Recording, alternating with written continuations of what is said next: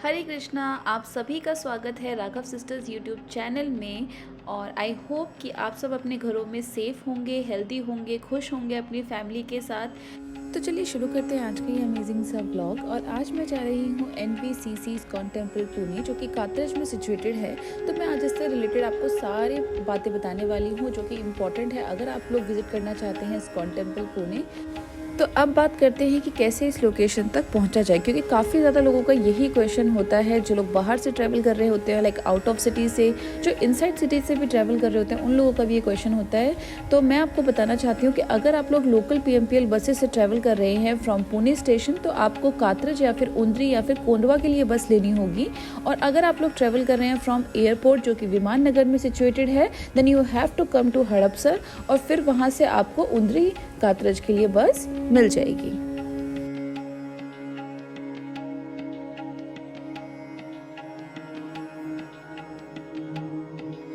अब हम लोग पहुंच चुके हैं इस्कॉन टेम्पल, और यहाँ आने के बाद मैंने सोचा कि क्यों ना आपको बताया जाए कि आखिर इस्कॉन क्या है और इसकी स्थापना कब हुई। तो इस्कॉन का फुल फॉर्म है international society of Krishna consciousness, और ये एक सेमी मोनेस्टिक और अधिविकसित वैष्णव हिंदू संगठन है जिसकी स्थापना 1965 में भक्ति वेदांत, जिनको स्वामी प्रभुपाद भी कहा गया है, उनके द्वारा की गई थी। और जो इसकी पहली स्थापना की गई थी वो US में हुई थी। जैसे कि आप देख सकते हैं कि बाहर से अंदर आते वक्त यहाँ एक कृष्ण भगवान की मूर्ति है कालिया नाग के साथ। तो जिसको इसके पीछे की हिस्ट्री नहीं पता, उनको मैं बता देना चाहती हूँ कि जब कृष्ण भगवान अपनी बाल अवस्था में थे, तब कालिया सांप ने कृष्ण भगवान के चारों ओर घेरा बनाकर उनको कुचलने की कोशिश की थी, लेकिन कृष्ण भगवान वहां से सहजता से बच निकले थे।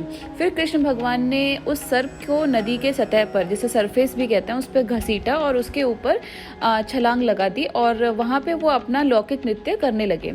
इसके बाद कृष्ण ने अपने जो छोटे छोटे पैर थे, नन्हे नन्हे, उनके ऊपर पूरा ब्रह्मांड का जो वेट है वो धारण कर लिया था, जिसकी वजह से जो नाग था वो लगभग कुचलकर हार चुका था। और इसके अलावा यहाँ पर एक गार्डन भी है जहाँ बैठ के आप यहाँ के खूबसूरत फूलों का आनंद ले सकते हैं। एक प्लेग्राउंड है बच्चों के खेलने के लिए, और कुछ शॉप्स हैं जहाँ पर आप जाकर पूजा का सामान भी खरीद सकते हैं।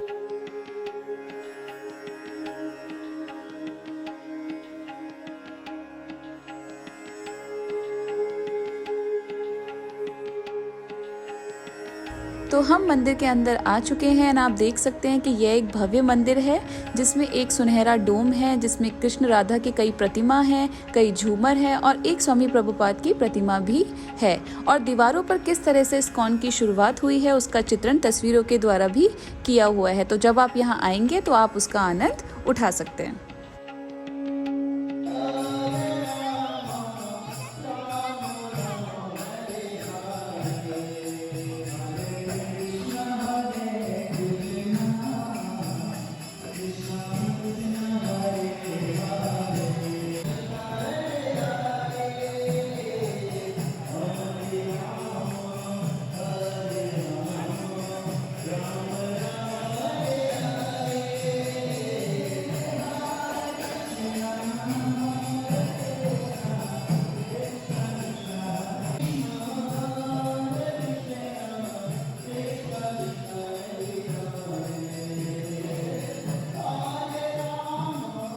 तो जैसे कि आपने वीडियो में देखा कि इस्कॉन राधा कृष्ण को समर्पित है। यहाँ 3 सेक्शन है डिनोटेड जगन्नाथपुरी, और बाकी के 2 मूर्तियाँ राधा कृष्ण की लीलाओं पर आधारित हैं। तो क्योंकि मैंने यहाँ रात्रि के वक्त आई थी, एंड मंदिर के टाइमिंग्स 4:30 से 9:30 PM तक ही हैं, तो ये वक्त भगवान की रात्रि भोज का हो गया था, जिसकी वजह से उनके कपाट बंद कर दिए गए थे। तो लगभग 30 मिनट्स के लिए हमने यहाँ वेट किया, एंड उसके बाद यहाँ रात्रि की पूजा आरंभ हुई, और मंदिर के कपाट उसके बाद बंद कर दिए गए फॉर दर्शन। और जब आप मंदिर से बाहर निकलेंगे तब यहाँ आपको दीवारों पर काफ़ी पेंटिंग्स देखने को मिलने वाली हैं, जो कृष्ण जी के बाल लीलाओं पर आधारित हैं और भक्त प्रहलाद की कथा का चित्रण है।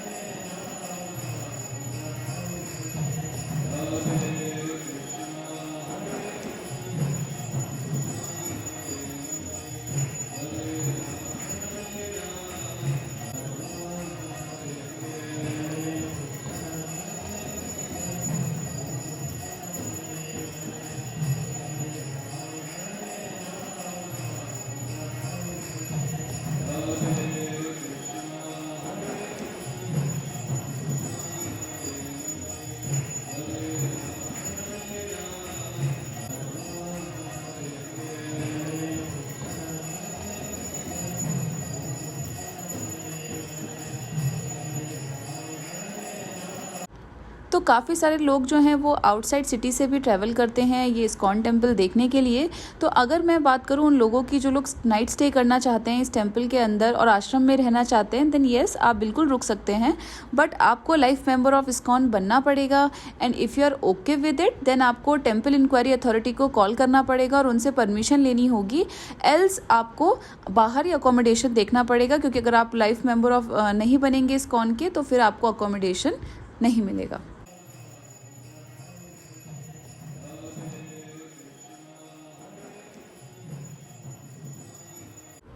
तो अब आप देख सकते हैं कि यहाँ साथ ही एक सुंदर बरामदा भी है जहाँ पर आप थोड़ी देर के लिए आकर बैठ सकते हैं। ऑल्सो आप वहाँ जाके प्रसादम भी ले सकते हैं which is very tasty, hygienic and with no garlic and onion. थोड़ा आगे चलेंगे तो काफ़ी बुक स्टोर मिलेंगी कृष्ण जीवन पर आधारित। बाकी मंदिर से बाहर निकलते ही गोविंदा रेस्टोरेंट्स हैं जहाँ जाकर भी आप भोजन कर सकते हैं।